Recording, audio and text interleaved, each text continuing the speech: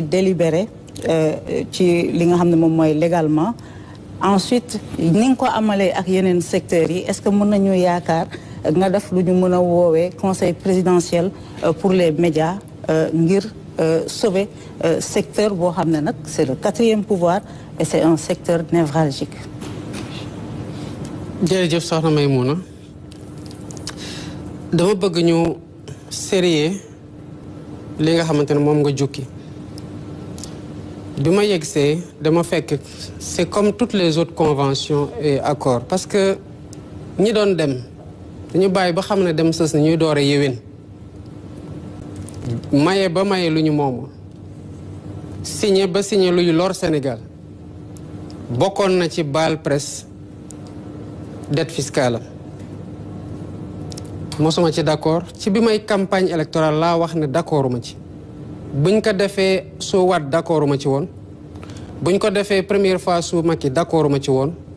bi ma ñëwee fekk ko fi soreegul maa ko taxawal parce que d'accorduma ci man d'accorduma mu am secteur boo xam ne à force ñu koy baal ay impôts mu jàpp ne que moom dafa war a persister dans la fraude fiscale te ñu ànd ci ak yërmande ju bari soxna Maïmouna ku jël fay ay salaire tënk te impôt ci salaire yi wala nga jël de la TVA muy li nguur gi moom yow xëy na salarié bi ñëw ci sa entreprise mu ngi jël taxi wala mu jël car rapide yow bu mu la fa fekkee ngay DG wala nga nekk beneen DG wala responsable yaa ngi dawal sa oto bu baax am nga kër amul kër nga téye salaire dara ci salaire am ne lii dama koy jox nguur gi téye ko loolu ça ne s'appelle ni moins ni plus que détournement de deniers publics. Code général des impôts su ma juumul parce que gëj naa xool fiscalité article 686 687 ne loolu ku ko def directeur général des impôts et de domaine dafa war a porter plainte te bu ñu la porter plainte le mandat de dépôt est obligatoire ñun waxuñu kenn mu porter plainte ba tey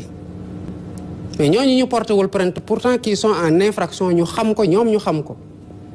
ñoo jóg ne ils portent le combat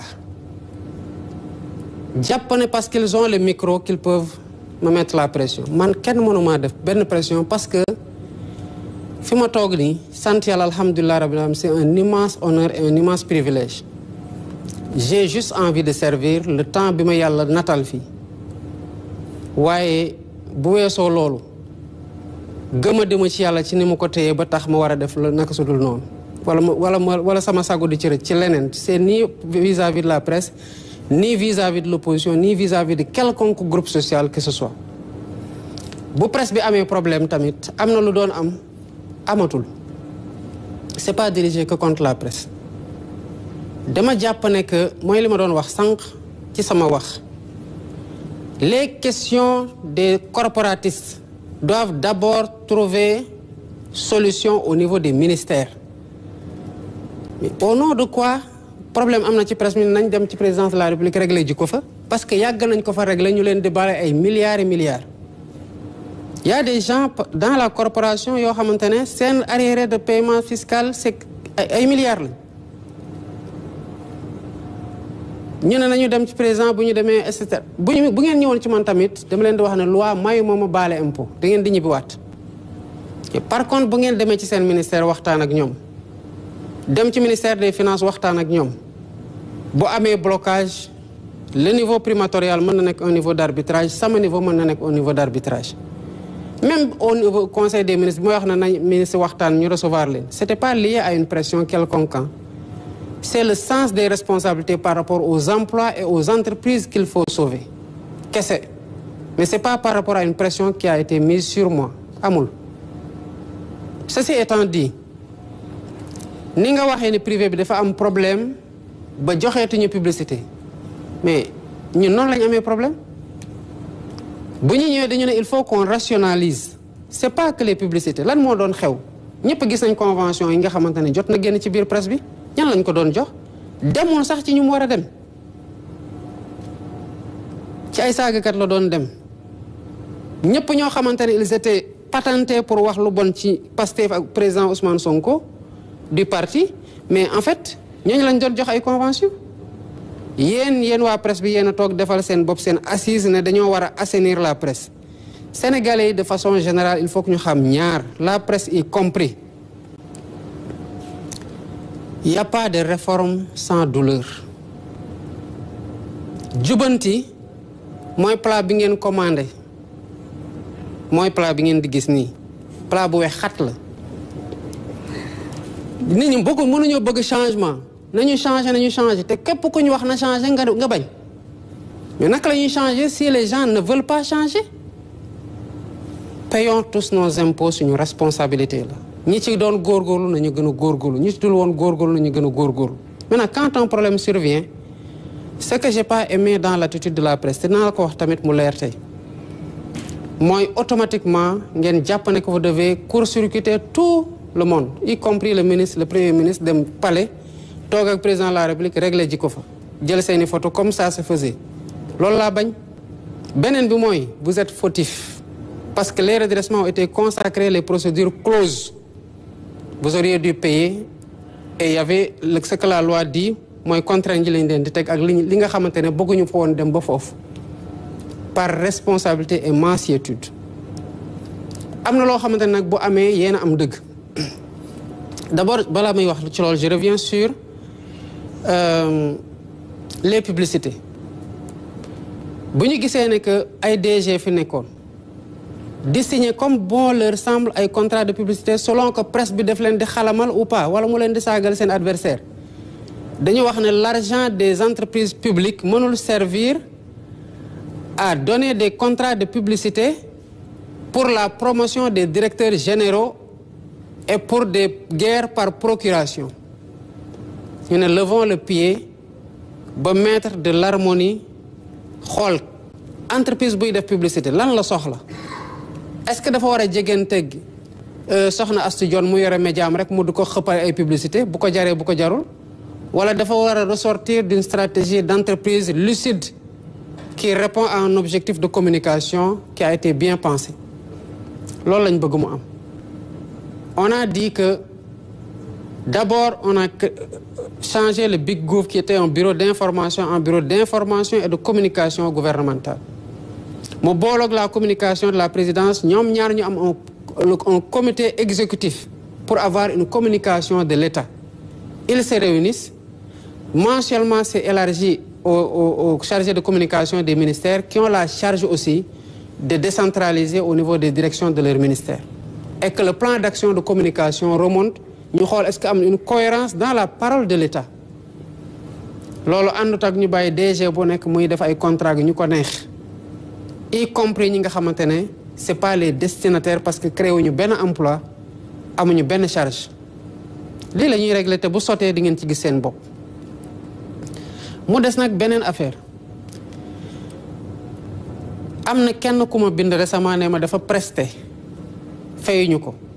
j'ai écrit au concerné via le directeur de cabinet pour lui dire ñii nañu vérifier ndax prestation yi ça a été fait dans le cadre d'un contrat conclu ñu ngi koy saytu li ma ci teg mooy bu fekkee ne da ngeen ko amel parce que presté na ba pare fay leen ko parce que tamit mënuñoo amel les entreprises publiques de l'argent à des groupes de presse mënuñu leen forcer ñu naan dañuy am ay contrat par force de parce que ñoom ñoo xool seen objectif de communication tant que c'est aligné à la communication de l'État et du gouvernement on est ça va mais lu ñu bëggul mooy ñu defloo nit liggéey lu ñu fekke ak lu ñu fekkewul parce que ce dont les entreprises là héritent comme dette c'est leur dette bu dee entreprise de presse yi dañoo def prestation avant ñoom prestation yi ñu facturer ko ñoom mënuñu contester la facturation dañoo war a fay te bu boobaa dinañ fay yóbbante nañu la def le porte-parole xam naa doy nga sa porte-parole waaye waxal ñi la yóbbante képp koo xam ne def na prestation mu dem ci ki mu prestel ne ko fay ma mu bañ ko fay na fexe ba ma jot ci contrat bi ñu bokk bu leen boole la preuve que la prestation a été faite montant bi ñu ko amel bu boobaa dinaa wax entreprise boobu kii ngeen amel fay leen ko xaalisam parce que loolu tamit mooy yoon. Maintenant la presse je ne dis pas que di ngeen d'accord ci lépp luy ministre bi di def wala mu koy wax mais accordez-nous le bénéfice du doute qu'on est de bonne foi vis-à-vis de la presse. D'accord ñu ak yéen ci yu bëri d'accord nañu yéen ak ci lu bëri mais niñ ko war a muñalantee ci biir langue politique bi noonu lañ koy muñalante ak yeneen secteurs yëpp. J'ai dit que les divergences c'est des diversités et les diversités c'est des richesses loolu laa gëm. bu ñu nekkee ci opposition la presse nous donnait la parole lu ñu doon wax daawlu woon neex ñi fi nekk di ngeen jox ay nit parole tamit ils ont la responsabilité de leur parole. mën nañu wax dara du ñu neex mën nañu wax dara ñu neex ñu mën nañu wax dara sax mu bañ ñoo neex waaye doon njëriñ ci réew mi bu boobaa dañ koy jël. Donc vous devez être aidés et nous sommes dans les meilleures dispositions comme pour tous les secteurs à vous aider mais du nekk ci pression ak parce que vous tenez le micro loolu kese mooy suñu aujourd'hui divergence boo xamante ne mën nañu ko am muy une divergence majeure. Le ministre je le connais personnellement comme je connais les autres ministres du gouvernement. C'est des gens qui sont extrêmement engagés à servir et à servir tout le monde. Ils sont de très bonne foi. Et je crois savoir qu'il est même dans la logique d'augmenter l'aide à la presse, étant entendu que le dernier exercice bu ñu def par rapport à la reconnaissance des entreprises de presse, c'est un exercice qui restreint la base des bénéficiaires. Bu base bénéficiaire bi wàññeeku montant bi augmenté mais li ngeen nar a jot ci aide de la presse dina gën a bari pourvu que cela se fasse dans la transparence et pas sur la tête du client selon que le média est favorable ou défavorable. C'est pas le sujet.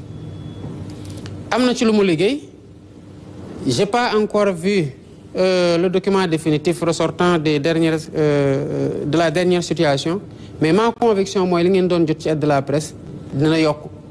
Li ma leen mën a promettre tamit mooy ñi leen ameel seen xaalis qui soit une créance qui n'est pas contestable dinañ leen ko fay